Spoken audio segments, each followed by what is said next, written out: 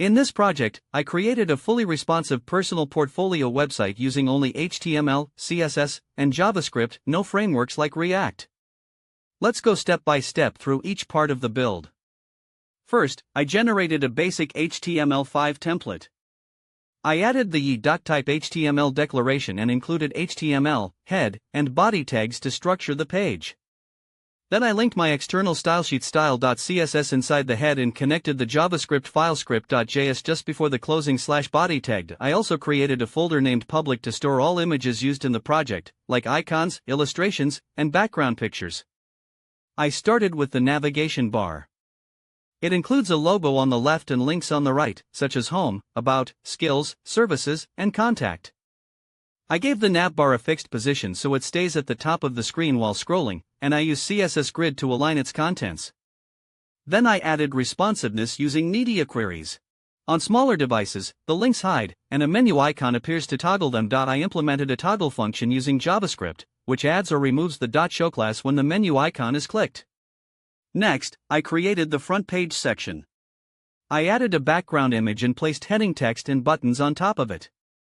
The background is darkened with an overlay using CSS so that the white text stands out and remains readable. For visual engagement, I animated the heading using a fade and slide up animation when the page loads. I also added buttons with hover effects and animation so that they slide in from the left, giving a modern feel.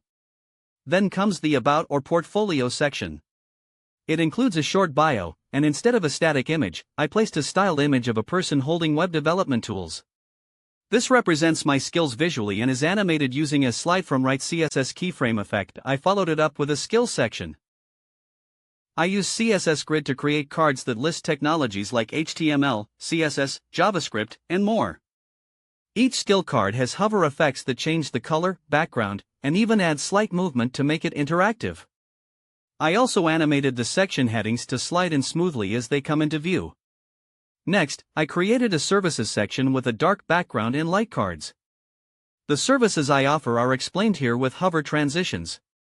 To maintain the layout on all screen sizes, I made this section fully responsive using media queries and grid template columns. Then, I added the contact section, which includes a form with inputs for name, email, message, and a submit button.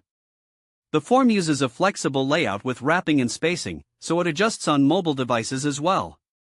All inputs are styled with rounded corners and consistent padding, and the button has a hover animation for better interaction.